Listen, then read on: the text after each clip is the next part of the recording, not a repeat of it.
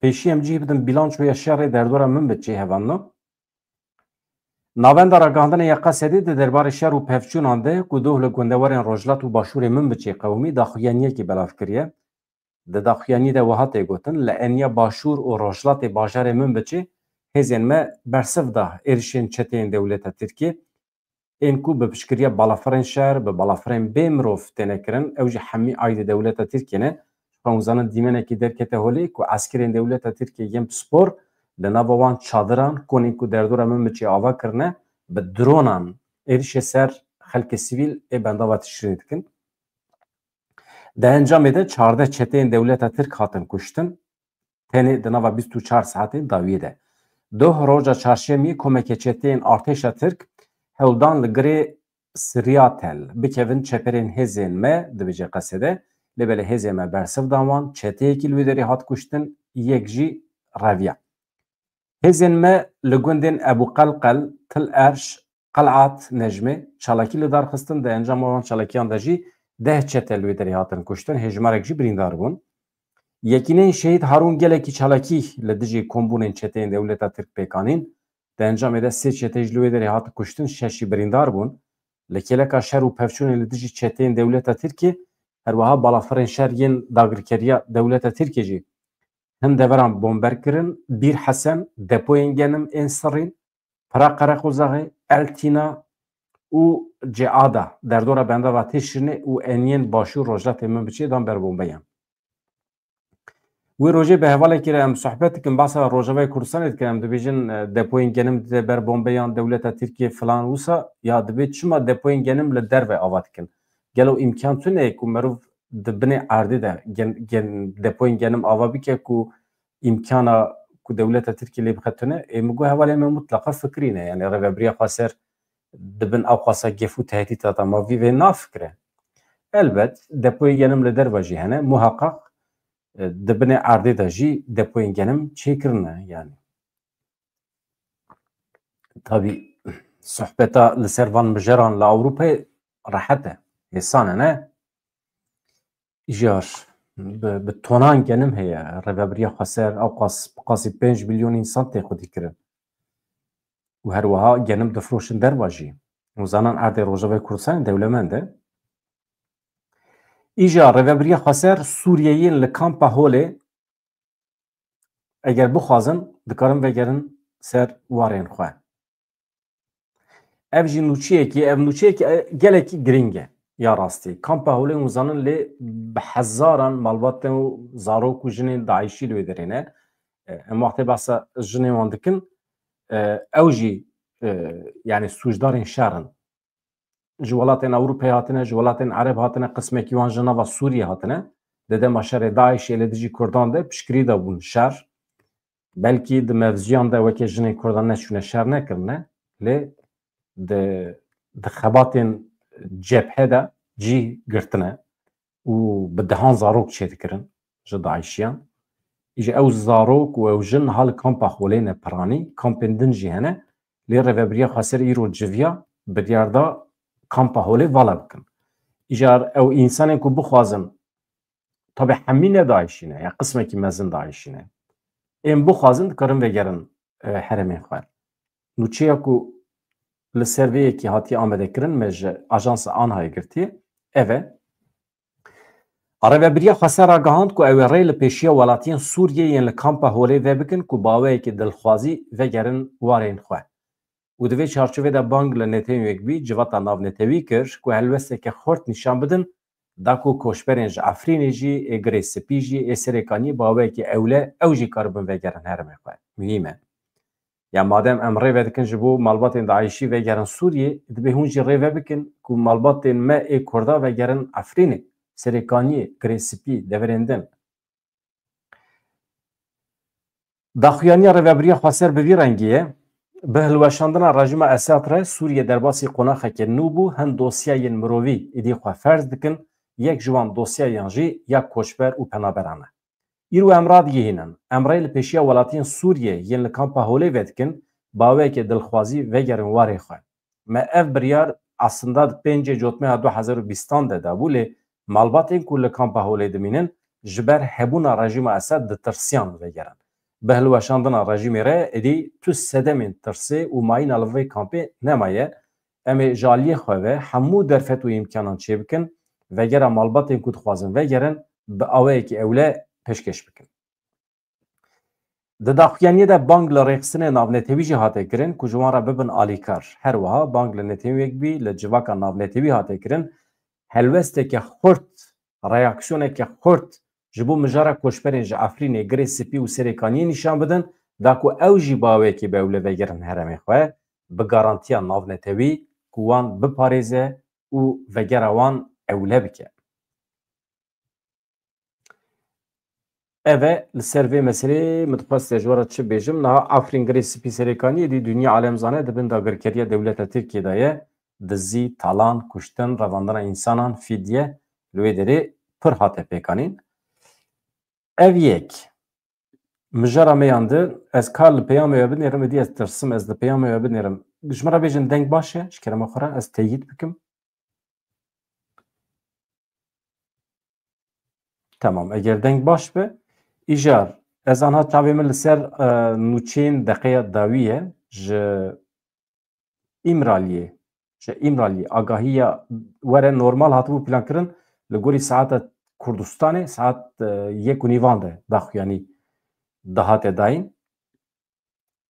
Li Ewropayê dike 11:30 niha çavê min li ser e eger were di nava bültenê de ez ê ji we re pêşkêş bikim ama di derbarê Rojavayê Kurdistanê de pir nûçe hene li bendê bin tê. Jalîk ve çavê min ser peyamê we ne jaliyek ve li ser ajansan e û her wiha bi WhatsAppê jî hevalê min ji me re nûçeyên deqeyên dawî dişînin. Kawenek ha deng tu dibêjî baş e süper. Süper. Aynı wisa ye. Malî agîb terhalê te çawa ye mamoste? Tu ji serî ve li me temaşe dikî û her hebî. Gelek hevalê me hene ji roja ku me dest bi YouTubeê kiriye ev çar me he. Yani istikrar li me temaşe dikin, godar dikin. Îjan ha me dest pê kiriye em li ser Twitterê jî, ser X'î jî weşana zindî em çê dikin di domînin ka ez lê binêrim bi şahediya we çend kes li wê derê ne ku ez ji wan bixwazim rêca bikim werin evê werin ser YouTubeê ku me em vê derê yani fayda YouTubeê zêdetir e ji min re hevanno eger hûn werin. Tamam. Erê qasî 105 heval li ser X'ê anha li me temaşe dikin tişna be bila li wê derê be. Qenebe em vê derê bikaribin ji wan re bibêjin ku rûpelekî me di YouTubeê de heye kerem kin werin wê derê vira baştir e. İjar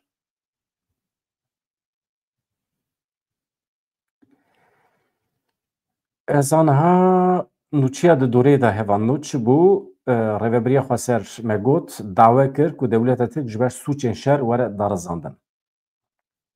Ev çi nûçe ye? Rêveberiya xwe ser ya Rojavayê Kurdistanê bi daxuyaniyekê diyar kir ku êrişên bênavber yên li dijî bendava Tişrînê û her wiha êrişên din ên derdora Kobanî dewleta Tirkiye ji ber van sûçan were mehkemekirin di qada navdetewî de.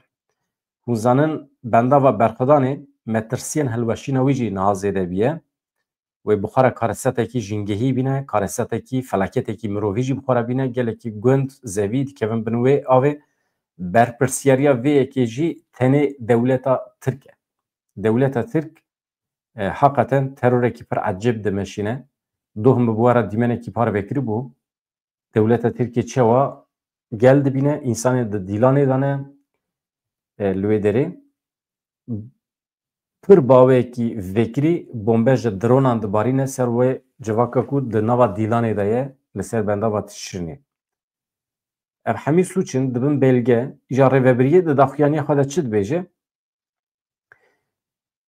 Armanca dewleta Tirk ew e bi êrişên li dijî bendava Tişrînê û hedefkirtina sivîlan têkçûna armancê xwe veşîre. Li Sûriyê gelek armancê wê hebû bi ser neket di van armancê xwe de. İja niha bi van êrişan hewl dide civaka xwe jî îqna bike û vê têkçûna xwe bi şiklekî hewl dide veşîre. Rêveberiyê dawe kir ku dewleta Tirk ji ber sûçên ku kirine heta niha li Rojavayê Kurdistanê were mehkemekirin darzandin. Naha ez cî bidim civîna bilind ew ku min ji we re behs kiribû, civîna bilind ku li Rojavayê Kurdistanê pêk hat Mazlûm Abdî bixwe jî tevlîbiye. Civîn îro pêk hatiye, doh pêk hatiye ji ber meseleyên ewlekariyê em nikare zêde eşkere bikin. Ama civîn piştî ku bi dawî bû ancak tê eşkere kirin. Biryarên ku tê de hatine girtin qismekî hatin eşkere kirin. Ez bawer dikim valakirina kampa Holê yek ji wan biryaran e. Ev li aliyekî ez dîsa jî daxuyaniya ku ji İmralî hatiye lê dinêrim ana hê tiştekî li Holê tune ye. Daxuyanî me pirsî vêsbê gelo endamên heyetê Pervîn Buldan, Sabit Süreyya Önder û Ahmed Türk ew ê derkevin pêşberî kamereya biaxivin yan ew ê bawekî nivîskî daxuyanî bidin. Ji me re agahî hat ku daxuyanî bi nivîskî ye. Îja ege bi tirkî ve em ê hewl bidin vê derê spontane bu ara kurmanciya wî çêkin. Ahmed Türk tabii endamê heyetê nebû. Endamê heyetê lêçûna wî ya İmralî bi şeklekî tê qedexekirin. Ew jî sebeb çi ye em nizanin. Dewleta Tirkî pêşî lê digire, daw çi ye, mesele çi ye? Hê jî nehatiye femkirin. Dî problema wan e. Yani îro ji İmralî çi peyam tê jî ew nayê zanîn. Ama qet nebe tecî tişkiya ye. Tecît bi şeklên cuda dewam bike jî şikiya ye. Ama hin kes dibêjin kontrola İmraliyê ne de destê dewleta Tirkiyê de ye. Di kontrola Amerîkayê de ye. Yan jî kontrola NATO. Em wisa bêjin. Îja civîna bilind ya Rojavayê Kurdistanê. Hûn dixwazin fotoğraf nîşanê wedim. Kes fotoğrafa nîşanê wedim paşê em dikarin li ser biaxivin.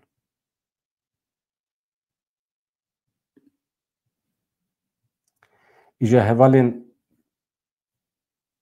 fotoğraf evin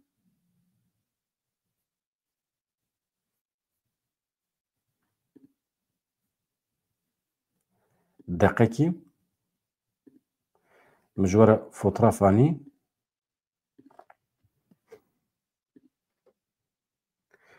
ev ji civîna ew ê ji civîna Lûtkeya Rojavayê Kurdistanê. Cêra dibêjin zîrve. Yani rêveberiya herî bilind a welatekî dema civîn çê dike ji wê civînê mezintir civîn tune ye.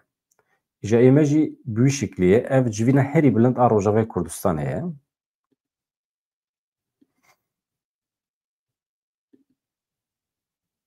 Evet, videoya wî jî heye hûn dixwazin spar bikim.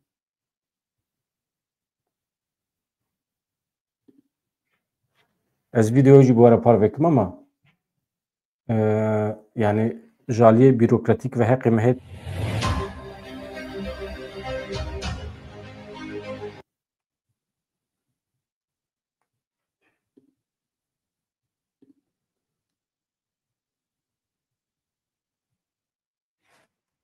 baş e. Nav dîmenên ku hûn temaşe dikin ji wê Lûtkeya Rojavayê Kurdistanê ye. Civîna berfirê he. Ev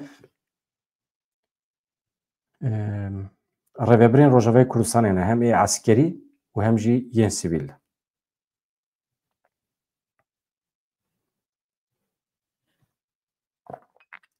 Biryarê ku hatine girtin ez ê bu ara par vê bikim ka ez vêya bidim sêkirandin bila zêde neherike çavê wê jî neyêşî. Li ser xêrê be ev jî ew e. Yani hikûmet e.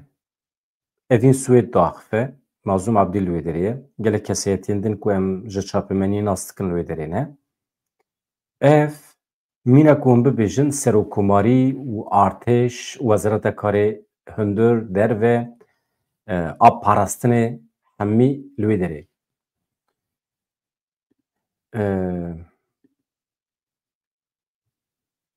Ez vêya bi şeklekî bidim sekinandin. Na ez wisa bikim. Nabe.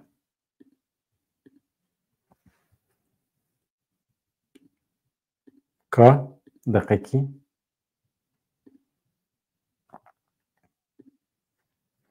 Tamam. Ez wisa bidim sekinandin hevanno. Bila wisa dîmenekî xweş li ser ekranê ve hevalên me ê li X'ê eger merex bikin bila warin temaşe bikin. A dîmenên pir xweş ne. Ka em çünkü ew nikarin dîmena temaşe bikin. Belkî jî dikarin nizanim. Belkî jî dikarin. Hakikaten ser ikisi mirut kare dimena temaşa bike. Yani tene dengi mitewe. Eyvallah.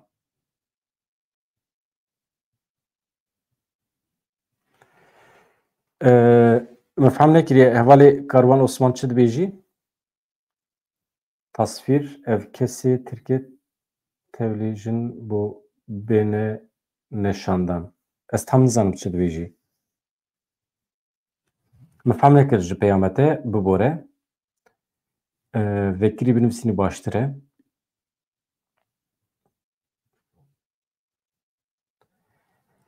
Rêveberên Hêzên Sûriya Demokratîk Qesedê, Rêveberên Meclîsa Sûriya Demokratîk Mesedê, Rêveberiya Xweserê a Demokratîk a Rojavayê Kurdistanê tevlî civînê bûn.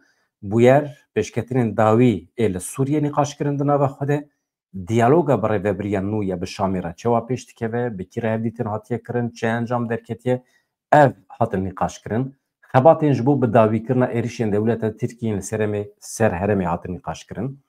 Divan demên dawiyê de Mazlûm Abdî bi generalên Amerîkî re hevdîtin pêkanê bû. Her wiha bi hin dîplomatên Ewropî re di serî de rayedarên İngîltere, li İngîltere de jî İlham Ehmed hin hevdîtin pêkanîn. Yani tiştek ku dixwazim bibêjim, encama van hevdîtinên ku Rêveberiya Xweser bi Ewropîya re, bi Amerîkya re pêkaniye hemî ji bo hewldana bi dawîkirina şerê dewleta Tirkiye bû. Ji bo ku dewleta Tirkiye şer bide sekrandin, agirbestê erê bike û li gorî agirbestê tevgere. Normal agirbestek heye. Hem di sala 2019 de di dema dagirkeriya li serê kaniyê de agirbestekî hatibû îlan kirin, peymanekî heye. Li gorî wî peymanê tevgere jî dewleta Tirkiye nikare êriş bike. Di ser de jî di dema dagirkirina min biçî de dîsa agirbest ketmeriyetê dewleta Tirkiye pêk nayîne. Îja dîsa jî pir bawekî qalleşî êrişên xwe li ser Rojavayê Kurdistanê didomîne. Îja di vê civîna bilind de nîqaş kirine ka heta niha hesab didin hevû du encam derdixin ka xebatên hevdîtinên ji bo bi dawîkirina êrişên dewleta Tirkiyeyên li ser herêmê di kîjan astê dane ew hatine nîqaş kirin. Hin ji biryarên ku hatine girtin evin ji aliyên navnetewî ve dibêje em ji hêzên navnetewî carekî din dixwazin zextê bidin ser dewleta Tirkiye ji bo agirbestekê giştî li Rojavayê Kurdistanê li temamê Sûriyê pêk bîne. Wên zorê bidin ser dewleta Tirkiye wê neçar bikin ku li gorî peymanên ku hatine îmzêkirin tev bigere. Divê bi hemû pêkhateyên li Sûriye re têkilî werin zêdekirin, hevdîtin werin kirin, Durzî dibin, Elewî dibin, Sunnî dibin, kêmenetewên din Ermenî dibin li Helebê, li Şamê yan jî li deverên din. Bi wan re hevdîtin werin kirin, têkilî werin zêdekirin. Eniya hundirîn were xurt kirin. Bi taybetî jî milletên li Rojavayê Kurdistanê. Bi wan re têkilîkî xurt were kirin. Wekî din gelek biryarên din hatine girtin wê di demên pêşme de werin leşkere kirin. Cumleyekî din jî heye ji we re dixwînim. Doh jî min ji we re bas kiribû, rica min ji we ew e hûn zanin Kurdên me ê li çar perçeyên Kurdistanê niha hêz û quweta wan heye. Dikarin xwe biparêzin, dikarin zextê bidin ser dewletan, ji bo perwerdeya zimanê xwe, ji bo ewlekariya xwe, dikarin çek û sîleh bikar bînin. Artêşa wan heye, rêxistinên wan hene. Ama milletê Ermenî ê li Kurdistanê, Asûrî Suryaniyên li Kurdistanê, milletên cuda ê li Kurdistanê dibe em wan biparêzin. Kurd wana biparêzin. Xwedî li wan derkevin, rêz û hurmet bigirin. Wekhevî mafê Kurda çi ye li Kurdistanê ê Sûryaniyan, Asûriyan yê Ermeniyan jî divê bi wî awayî be. Ê Türkmenan jî. Hemî weke hev be. Tabii ez bawer nakim zêde Türkmen hebin ama bi qasî ku hene. Ne ku ji bo behaneya dewleta Tirkiye ne ji ber wî ye. Ji bo rêz û hurmeta ji xwe re. Tiştê ku ji bo xwe dixwazî, ji bo cîranê xwe jî bixwazî. Wî armancê.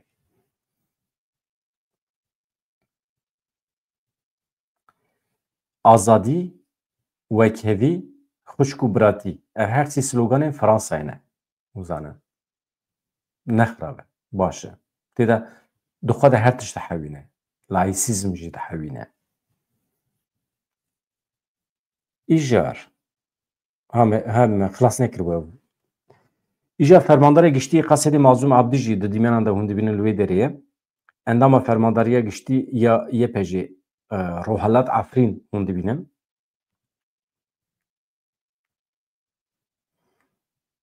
Ez dixwazim vekim van dîmenan. Ez dixwazim dîmen biherike.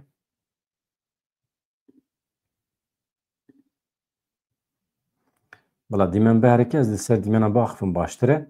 Ew kesayetî û nas dikin jî hûn bi hev re bibînin. Fermandarê Qesedê Mazlum Abdî hûn dibînin, endama fermandariya giştî ya YPG hûn dibînin, Rohalat Afrîn van kesayetiyê xwe nas bikin ji kerema xwe re. Ew rêveberên Rojavayê Kurdistanê ne. Ew hêviya milletê Kurd in.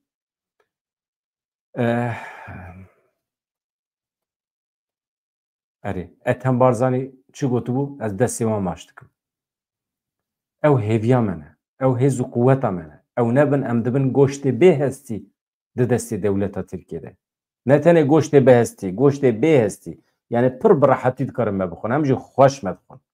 Ji ber vê yekê gotina Ethem Barzanî pir mühîm e, ez jê re spas dikim. Ez destê gerî le maş dikim dibêje. Destê wan şervanên YPG, YPG maş dikim. Ew nebin dewleta Tirkiyê Rojavayê Kurdistanê tar û mar dike, dike wekî Afrînê her derê. Wana mühîm in. İja wekî din kî li wê derê ye? Evîn Swêd li wê derê ye. Rêvebera Rêveberiya Xweseriya Demokratîk ya Herêma Bakur Rojdatê Sûriyê hevserokê meclîsê ne. Hesên Osman û Evîn Swêd hevserokên meclîsa rêvebirin. Wekî din Mehmûd El Mislît li wê derê ye, Leyla Qehreman hevserokên Mesedê ne. Mesele bi vî awa ye.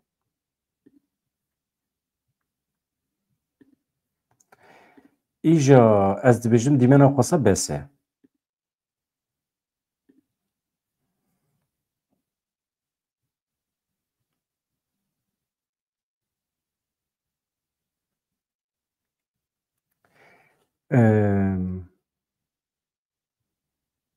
Ka kîjan bû deqekî? Tamam. Ez lê dinêrim hevano gelek mûçe hene nihal berdestê min heta ku ji îmraliyê agahiyên dawî werin ez ji we re aniha ev bixwînim. Mûçe bixwînim. Deqekî heval derheqê van meseleyê de ji min re agahiyan didin. Ez bi wan re jî di tekîliyê de me ka agahî kengê tê, saet çi da tê, di van saetan de niha amade dikin. Eger daxuyanî hat ez ji we re dixwînim. Ez aniha bi 3-4 aliya ve di tekîliyê de me zindî. Hem bersiv didim peyaman, hem li tweetê we li ew dinêrim, li peyamê we û hem jî hewl didim li ajansa binêrin û aliyekî de jî ez nûçeyê xwe dixwînim. İja ê mêran em ne hişê me ne wekî ê jinan e. Ê jinan hûn zanin hişê wan bi çil awayî dikare bixebite. Mesela tê bîra we ew hem dikarin bi kompîterê binivîsînin û aliyekî de jî dikarin bi te re biaxivin. Hem dikarin bifikirin ew ê êvarê çi xwarin çê bikin, ew ê çi hat hereket bikin. Yani bi çil cûreyê dikarin bifikirin wisa tê gotin. Ama ê mêra em tenê bi yek cûreyekî. Hişê me çû ser nûçe bloke dibe. Em bloke dibin wê derê. Yani imkana ku em bikaribin nûçeyên ajansa bifikirin û biçin heft aliya hem gotinê me tevlê hev dibe û hem jî hişê me bloke dibe. Ê we jî wisa ye. Ez behsa mêra dikim. Ama ez pir xemgînim. Rêjeya hevalê me jin ku li me temaşe dikin pir kêm in. Ez çi bikim nizanim. Ez ji bo wan bernameyê taybet amade bikim. Ez dixwazim hejmara hevalên jin ê li me temaşe dikin, dayîkên me, keçên me, ê ciwan zêde bin. Qet nebe sedî pêncî ve baş dibe. Çima wisa ye nizanim. Eleqa wan tune ji bo van meseleyên siyasî ez jî naxwazim rengê bernameyê biguherînim. Tenê ji bo wan bername çêkim. Yani jin nayê manê ku hema tenê bi xwarinê re eleqedar be, îşê malê re eleqedar bibe. Jin jî dikarin bi meseleyên siyasî re eleqedar bibin. Van kesayetiyê ku min ji we re behs kirin nas bikin. Li Kurdistanê çi dibe, çi nabe, kî çi difikire, li dünyayê çi qewmiye. Mesela li Amerîkayê, li Kaliforniyayê, Los Angeles, îro dîsa şewatekî derketiye. 50,000 însan divê ji malê xwe derkevin. Ji malê xwe derkevin biçin. Yani talimat hatiye dayîn. Eger ev însan derkevin, malê xwe, bîranînên xwe, xaniyê ku tê de mezin bûne, xaniyê ku ji bav û kalan me ye, ew ê li ciyê xwe sax bimînin, nemînin, ev hemî problemin li serê wan de. İja ew ê xaniyê xwe biterikînin. Erê, yani xwe ji nûçiyan dûr dixin. Ez naxwazim. Ez dixwazim nîvê civaka me ji jinan pêk tê. Nîvê dunyayê ji jinan pêk tê. Yani ez wan davet dikim. Werin tevlî vê derê bibin. Mesela ez wextê bernameya dengê gel çê bikim, belkî îşev çê bikim. Bernameya dengê gel, hevalê me jin bihatina tevlî bana wan xwe îfade bikira, süper dibû. Çima nebe?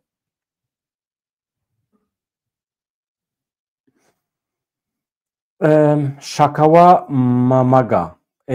Şakawa mamaga. Hevala hêja çi navekî ecêb telxwe kiriye. Îja ez çiwa veye bilêv bikim.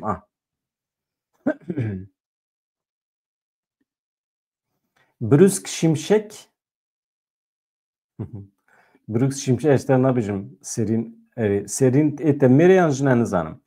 Baş e, ez bidomînim hevanno nûçeyê xwe xilas bikim beriya ku daxuyanî were ji Îmraliyê. Hîn nehatiye ez van nûçeyê xwe xilas bikim ji wereqe neve. Tamam. Ez hinek acele bikim li bendê bin ji kerema xwe re. Me got li rojava civîna bilind pêk hat rêveberiya xweser ew bi dawî bû. Tamam. Do mejwara nûçeyek pêşkeş kiribû rêveberiya Sûriyê gotina wezîrê xwe derewand wezîrê wan ê parastinê bû gotibû eger em bi qesedê re li hev nekin îhtimal heye ku em li hember qesedê hêza çekdarî bikarbînin.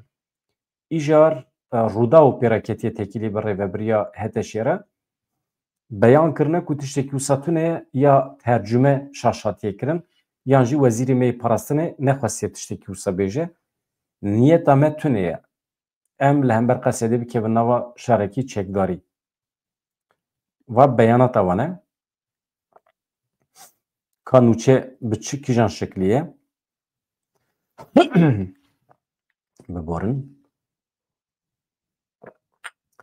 Rêveberiya Sûriyê gotina wezîrê xwe ê parastinê derewand dibe me negot em ê li dijî qesedê hêz bikarbînin.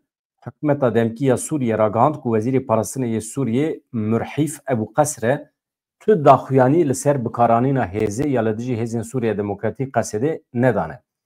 Hikûmeta Şamê diyar kir ku wezîrê parastinê yê Sûriyê tenê behsa danûstandinên berdewam ên bi qesedê re kiriye. Amadebûna ji bo hemû bijardeyan kiriye. Ajansa Fransî ya nûçiyan AFP doh ragihandibû ku wezîrê parastinê yê Sûriyê Murhîf Ebûqes re li Şamê ji rojnamegera ragotiye deriyê danûstandinê bi qesedê re niha vekiriye eger bikaranîna hêzê jî îcab bike pêwîst be em ê amade bin. Şêwirmendiya ragihandinê ya Hikûmeta Demkî ya Sûriyê di daxuyaniyekê taybet ya ji bo rûda wê re got wezîr Ebûqes re behsa bikaranîna rasta rast ya hêzê nekiriye. Tenê gotiye hevdîtina bi qesedê re dewam dike em ji bo hemû bijardeyên din jî amade ne. Yani daxuyanî ev e. Ev jî baş e.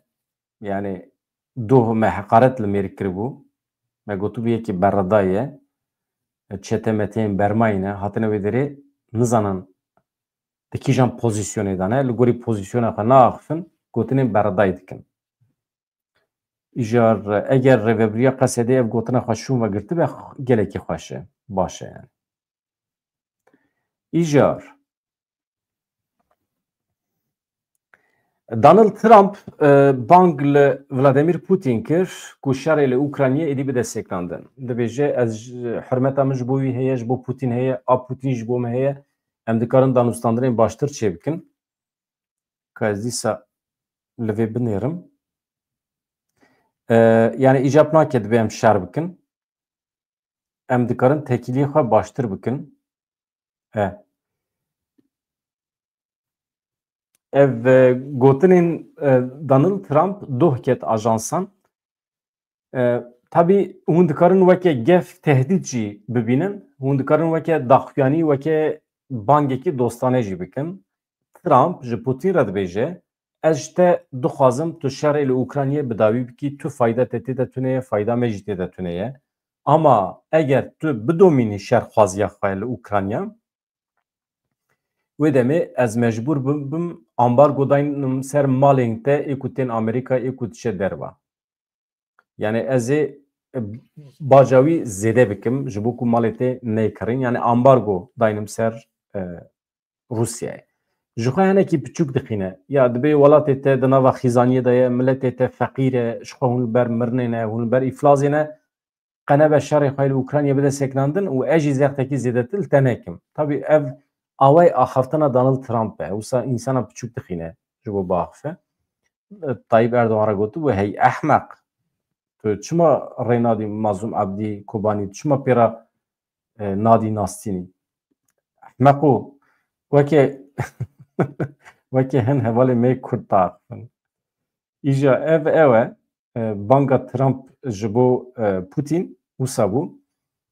Kan binirin ji Yeketî Ewropayê jî di derbarê Rusyayê de bangek heye. Niha beriya niha Donald Trump ji Yeketî Ewropayê xwestî bû ku bütçeya ji bo parastinê zêdetir bikin ji bo çek û sîlehan. Niha derdora sedî du bütçeya xwe ji ve diqetînin ji parastinê re. Trump dibêje ev têr nake. Dibe her welatên endamên NATOyê qet nebe sedî 5 bütçeya xwe bixin ew ê ji bo parastinê. İja Yeketî Ewropayê niha ser nîqaş dike. Niha canikekî heye ew jî rêvebira siyaseta karê derve Yeketî Ewropayê Kaja Kallas. Kaya Kallas jî hûn dikarin bêjin. Kaja Kallas ew hemfikir e bi Trump'a. Dibêje ez jî mînevî difikirim em bütçeya xwe zêdetir bikin. Qet nebe li hember tehdîta Rusyayê. Hevalên di X'ê de silav ji were halê we çi ye? Hûn çima li wê derê sekirîne? Hûn çima nayên ser YouTubeê li me temaşe nakin nabin abone? Ka bi qasî sêsit heval li ser X'ê li ser Twitterê hal me temaşe dikin. Silav û rêzê xwe ji were dişînim û ez vê derê banga xwe dubare dikim kerem bikin werin ser YouTubeê hem bibin abone û hem jî rojane li me temaşe bikin. Bînin bîra we her êvar vê derê bültena me heye bawekî zindî hem ji her çar perçên Kurdistanê û hem jî ji cîhanê em ji weran çê pêşkêş dikin. Canan tê qewime em rojê du cara bername çê dikin. Wekê îro mesela min vê spê çêkiribe êvarê xuyayê ez ê dengê gel çê bikim êvarê. Ka millet di derbarê bangên ji îmraliyê de çi difikire, ji îmraliyê çi hatiye, çi nehatiye. Heta êvarê wê zelal be. Ji xwe ez li bendê me ku van deqeyan tiştekî derkeve holê. Ez anha çavê min li ser ajansa ne. Çend û çend dirmane ez ji were bixwînim heta ku ji îmraliyê xeber hat. We got erê. İja me banga xwe ji bo hevalê me li X'ê kir. Navî Twitter xweştir bû berê. Twitter navê xwe guherand. Na, em cî bidin Kaja Kallas, rêvebira siyaseta karê derve Yeketî Ewropayê, Kaja Kallas îro roja çarşemiyê roja çarşemiyê got ne îro pêrşemiyê Rusya bi hebûna xwe li dijî Yeketî gefan çê dike. Kallas diyar kir ku tekane rêya li dijî gefên Rusyayê zêdekirina diravên ji bo berevaniyê ye. Yani malzemeyên ji bo parastinê ye. Ev berevanî parastin e. Rusya ji bo îro jî ji bo sibê jî heta ku em ji bo berevaniya xwe ji bo parastina xwe bütçeyekî veneqetînin ve ji bo hebûna me li dijî ewlekariya me wê tim bibe tehdît Rusya. Kallas ku bi rexneyên xwe yên li dijî Serokê Rusyayê Vladimir Putin tê naskirin bi gotinên xwe yên ser parastina Ewropayê maf da Serokê Amerîkayê Donald Trump jî. Trump serê vê me çi gotibû divê endamên NATOyê ji bütçeya welatê xwe sedî 5 ji bo berevaniyê ji bo parastinê veqetîne. Ew rêje niha derdora sedî du ye. Amerîka jî di nav de heta niha tu endamekî NATOyê negihîştiye asteye sedî 5. Yani bütçeya NATOyê aniha gelekî kêm xuya dike. Sedî du. Yani eğer du niv be penj bibêjî yani bütçeya xwe derxin 2 qatî wisa dibêje. Rusya sibata sala 2022 diyan dest bi dagirkirina Ukrayna kiribû. Amerika hevbendên wê yên Ewropayê jî li dijî dagirkeriya Moskowayê piştgirî dabûn Ukrayna Kievê. Di vê derê de ez Ewropa û Amerîkayê neheq bikim. Çima? Çünkü Ukrayna, Rusya vana kuzenê hevin. Hatta birayê hevin. Wekê me û Başûrê Kurdistanê ye. Nava hevdane. Bi aynî zimanê de axivin. Ji hev zewicîne zarok çêkirine hûn biçin ber sînorê wan qismekî wan eqrib nava hevdane. Yani xizmê wan aynı aşiretin. İja Ewropa bi fîtne û fesadiya xwe anî Rusya Ukrayna kir du perçe. Alîgirên Ewropayê, alîgirên Rusyayê. Ev camerê ku niha ser desthilatariyê ye, ew ê şanoger, awî sor kirin mirovê xwe anî ser hukm û li dijî Rusyayê daxuyanî da. Ew mirovên rastkirin. Ez ne alîgirê Rusyayê me. Ez wisa nafikirim. Lê ez neheqiyê dibêjim. Neheqî ew bû ku xwestin Ukrayna bixin nava NATOyê. Rusya jî dibêje ya hemî welatên ku ji min qetiya bûn we yek bi yek ji min dizî we xist nava NATOyê. NATO çi ye? NATO li dijî Yeketiya Sovyetan hatibû avakirin. Yeketiya Sovyetan ha li holê nemaye. Çi maneya hebûna NATO heye? NATO îcab nake hebe. NATO li heber kîjan tehdîtê heye di vê dinyayê de. Ha, dîsa hûn min weke tehdît dibînin. Weke Rusya û Çîn, İran. Eger wisa be welatên derdora min, cînarê min yek bi yek wekiriya nava NATOyê. Hûn wana dikirin. İja destê me de mabû Ukrayna, hûn Ukrayna jî dixin nava NATOyê. Xêr e, eger Ukrayna bibe endama NATOyê, tê wê maneyê ku NATO tê heta sînorê Moskowayê. Moskova mal wê derê? Ha. Rusya vê yekê naxwaze. Yani herema ewlet xwaze di navbera xwe û NATOyê de sivê du spêj şer derkeve. Yani hin dewletên ku nebin endamê NATOyê û ne alîgirê Rusyayê bin jî weke bê alî bimînin navbera sînorê wan de xweş dibe. Weke korîdorekî ewle em bêjin. İja Rusya çend cara Ukrayna tehdît kir. Got eger tu xebatên xwe yên ji bo endametiya NATOyê bidomînî, ez ê li te xim. Ukrayna got keremkê were, Amerika jî, Ewropa jî Ukrayna sor kirin, berdan ser Rusyayê. Şer derket, şerekî bê maneye, ev 2 sal zêdetirin çendê me hebû? Çendê me heye? Sibata 2022 diyan, 22, 23, bû 3 sal. 3 sale havînê zivistanê. Malê wan wêran dibin, bi milyonan Ukraynî koçber bûn, hatin Ewropayê perperîşan bûn. Malê wan hatin şewitandin, hilweşandin. Ji ew tirs, panîka ku zarok di nav de mezin bûn, ew atmosfera şer. Travmaya ku ji ber encama şer derketiye wê 5 salan, 6 salan dewam bike. Neslekî komple bikeve bin bandora şer. Niha nebînin, em dibîsin, em dibêjin 20 kes hatine kuştin, 30 kes hatine kuştin. Herin ji wan xizmên însanên kuştî bipirsin, ji bo wan felaket e. Ji bo wan heqeten yani katastrofe. Ew heta xweş bin li dunyayê bi wê travmayê dijîn.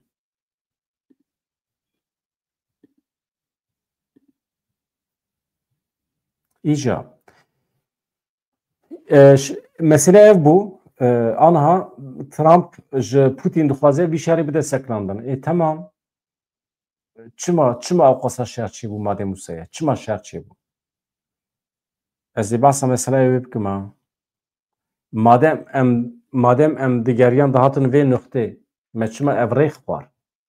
Wî gotinê hûn zanin çawa ye ne? Ez dubare bikim ji were. Wî gotinê dubare bikim. Ez ê ji were bêjim. Ka nûçe dawî jî bixwînim. Li Kalîforniyayê şewatekê nû derketiye. Bi qasî 50,000 însan aniha bi koçberiyê re rûbirûne. Ji wan hatiye xwestin ku Los Angelesê biterîkinin biçin heremên cuda. Ew ê biçin ku derê? Ew biçin ku derê? Ev şewata ku li derê derkeve pir balkêş e. Gelo bi zanebûn tê kirin. Êdî ji fezayê ew ronahiya ku li wan dermera dixe û dişewtîne tiştên weke mercek hene li asîmanan em nizanin ama şewatekî heye balkêş e ji hundirê mala derdikeve. Şewata li evê jî şewata li Bolyê jî di wê otêlê de derketiye. Ew jî bi serê xwe problem e. Herî dawî 68 însan mirin. Li wê derê tenê ji ber meseleyên ewlekariyê. Ne sîstema antî-şewatê hebû, ne ya ku duxanê tespît dike û ne alarm hebû, ne ava vemirandinê hebû û ne merdîwan hebû, ne deklanşera ji bo şewatê hebû. Tiştekî tune hebû. Tu tedbîr nehatibû girtin. Dewletekî bi vî şeklî ye. Îja niha Wezareta Turîzmê sûç dixe ser şaredariya Bolyê. Şaredariya Bolyê dibêje ev ne çarçoveya berpirsiyariya min de ye, ne herema min e. Ew jî sûç dixe stûyê Wezareta Turîzmê. Hebû de dibitînin. Ama yek ji wan jî îstîfa nekiriye heta niha. Çend kes hatin binçavkirin dê ez bawer dikim mesele dibe siyasî. Di siyasetê de hebû di sûc da dikin. Encamên siyasî dixwazin derbixin ji vê karesatê. Însanê ku mirin. Ji malbatekî 14 însan mirine di vê otelê de. Ya vê zivistanê serê mirovê 30,000 însan tu didî ji bo şevekê razê wê derê. Heqeten çi ye ya? Ez o qisa Ewropayê geriya me ez rastê otelekî nehatime ku 30,000 lîre be. 30,000 lîre dike çi? 900 euro. Merû şevê 900 euro çawa dikare bide odeyekî? Ya pir ecêb. İja 14 ferdê malbatê çin dikevin wê otelê 14 cara 30,000. Em bêje ode 30,000 be dike 7 ode. Tu 7 ode çawa dikarî 2 milyon lîre tu şevê 2 milyon lîre. Tu bidî di wê otela pintî da xirab da razê. Tiştî wisa dibe. Yani li her tiştê Tirkiye pir ecêb in. Yani wextê ku me got ji malbatê me jî çûne serê çi ez zanim yani ji Kurdistanê malbatê ku êş nekişan dibe, malbatê ku zarokê xwe malbatê ku ji navê zarok neçûbin serî çiyê şernekiribûn hemama tune ye. Me di nava 45 salan de pir ket emek da heqetin. Pir însan mağdur bûn. Pir malbat zarokê xwe wenda kirin. Ew faîlî meçûl, wan cînayetan 17-18 însan aqubeta wan nayê zanîn li ku derê ne, cenazê wan li ku derê ne. Ew gorên komî ku li Başûrê Kurdistanê têne dîtin qenebe gorê komî hene. Ême li Bakur faîlî meçûl e. Tê kuştin, tê revandin, mirov nizane. İja êşekî ew qas mezin e, bifikirin ku ji malbata we kesekî tê revandin. Tê gotin ku hatiye kuştin ama cenaze tune li holê. Çavê te tim li deriyê tu dibêjî hatê, îşev tê, sibê tê, disbê tê. Tu mezin dibî emrê te mezin dibe rûyê te spî dibe tu dîsa dibêjî wey tê. İja ew dîmenê wî ciwaniyê tim li ber çavê te ye. Tu dibêjî wey derî ve dike çi? Dayîkekî ji bîr nakim gotina wî digot ez deriyê xwe tim vekirî dihêlim. Henkî kurê min hatiye revandin çûye me tim deriyê xwe serpişt vekirî hîştiye çünkü sibê disbê eger vegere bila derî vekirî be. Eger ez nel mal bim qenebe bila derî vekirî be bikeve malê. Fikirin. Û çi qajê tê denakeve derva. Li malê ye ji bo kurik hat qene nebe were hundirê malê. Bi vî şeklî 20 salan jiya. Paşê jî wefat kir ew dayîka me. Me behsa Selahedîn Demirtaş dikir. Yani serî sed dibe ew hemû hevalê xwe siyasetmedar were berdan. Çima em behsa navê Selahedîn Demirtaş dikin zêde? Ew weke sembola hemî hevalên xwe ye. Çünkü hem di parastina wî da, di îfadê xwe de tiştên pir radîkal got, tiştên pir xweş got. Ji bo wî yani erê Jan Roj rast e. Yani ême jî em tim wisa hestiyarin. Revandina însanan. İja tişt ew dewleta ku vê yekê tîne serê me rojekî pîşmaniya xwe naniye ziman. Rojekî negotiye ya ji van tiştê ku min kiriye me aniye serê we. Hikûmeta AKP mesela dikarîbû derkete bigota di dewra me da pêk nehatiye. Ez hikûmetekê nû me beriya min faîlî meçûl hatine kirin. İnsan hatine revandin. Vaye ez gorê wan eşkere dikim. Ya pir pir bê exlaqin. Tayyip Erdoğan berpirsiyariya wan dewr girtiye. Ew jî roboskî pêkanî, cinayetên li Parîsê pêkanî. Dikin yani. Xuyaye evan o xuyaye heyeta İmraliye da xuyanî nade. Ez jî pir sekînim. Ez baş dizanim ez ana xatir ji we bixwazim biçim hema da xuyanî wê bikeve ajansan. Ez zanim. Ama tişna be ez dibêjim qey eger daxuyanî hat ez ê bernameyekê nû çêkim. Ema çi bikim? Ez nikarim vê derê bisekirim qasê 4 saeta. Ez ji we hez dikim ez zanim. Ka hûn jî ji me hez bikin ya. Ma çi tê de ye? Ya hezkirin beleş e. Tu ji însanekî hezkî, tu ji însana hezkî ji te tiştekî naxwe. Tu tiştekî wenda nakî. Beleş e ya hezkin ji hevû du hezkin ha. Hakikaten. Kîn, nefret ji dilê xwe bavêjin. Nadibe mêrik dev ji nûçeya berdaya şîret li me dike. Ya beleş e beleş. Dünya kin e, dünya tê derbas dibe. Kîn û nefret e dilê xwe de dihewînî tenê zirar dide te. Zirar nade ê hember jî. İjar em milletekî wisa ne?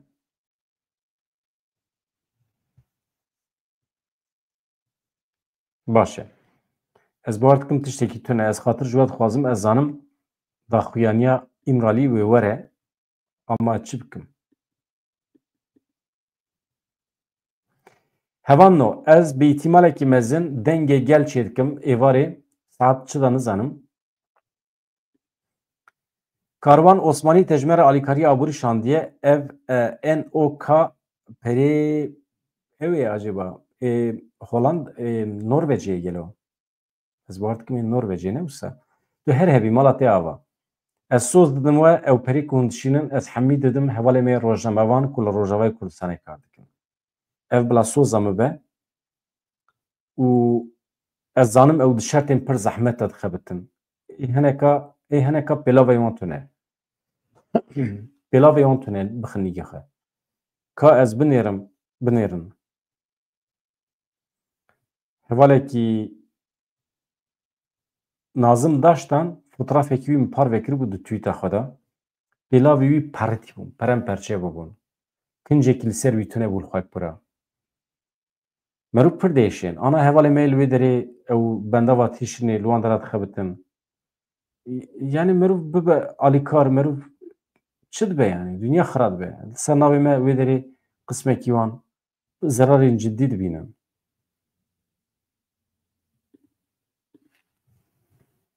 Ez dibêjim qey mala wê ava spas ji bo keda we jî eger hûn nebin kes li me temaşe neke em vê derê nikarin xizmetê jî bidin. Ez ji we re çi dibêjim? Ez bi we bişêwirim.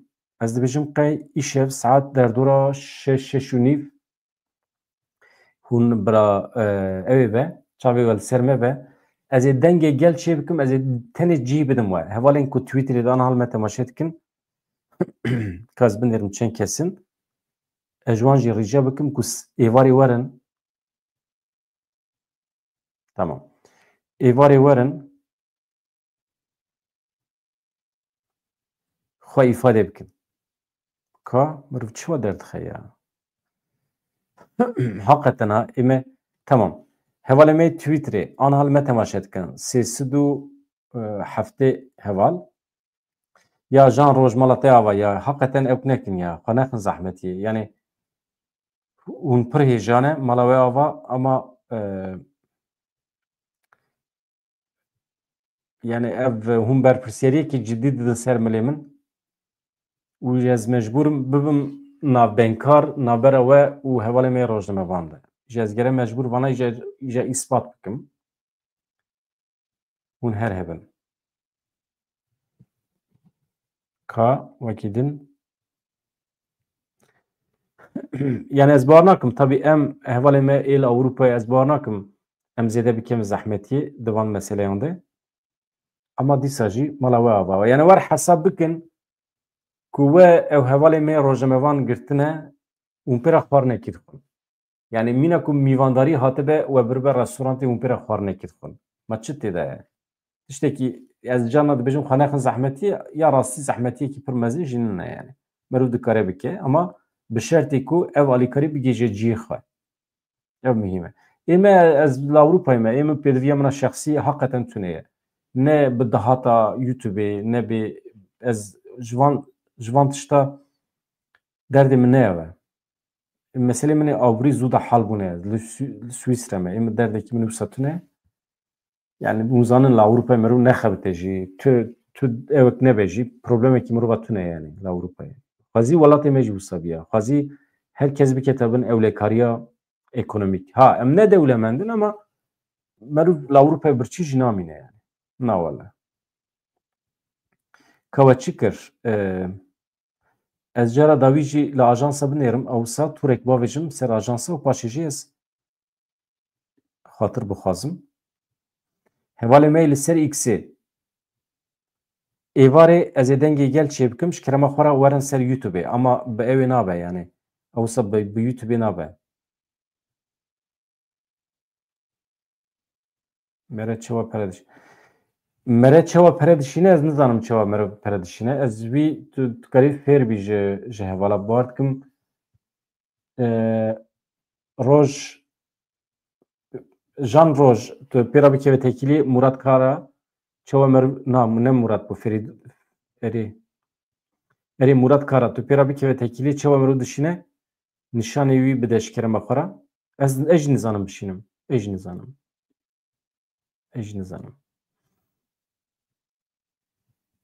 Êvar Tahir mala te ava her hevî ya ji tam bu kampanya ji eybe mirov ka êvarê wextê dengê gel çêbû mirov çêkê baştir e. Êvarê dengê gel mirov çêke wê demê mirov bişîne qet nebe digêje hedefa xwe heqeten tiştekî sûper çê dibe. Ez pir dixwazim. Ev jî periyê we ne ê İngîltereyê bar dikim Êvar Tahir. Tamam e. İja hevan no. Em vîya rakin ez ê Kaliforniya jî rakim bi vî şiklî îja ez çi bikim ez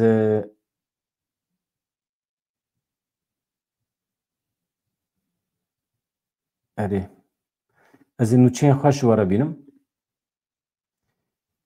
Aniha dîsa jî min lê nêrê tiştekî nabînim ez xatir ji we bixwazim. Baş e. Ka kî ye? Tamam. Ez xatir ji we dixwazim eger nûçeyên deqeya dawî hatibin di derbarê İmraliyê de ez ê derkevim ji we re pêşkeş bikim û ez bawer dikim ew qas bes e. Ez gelek spas dikim ji bo alîkariya we ji bo her tiştî ku ji bo hebûna we bêjim baştir e. Here bin.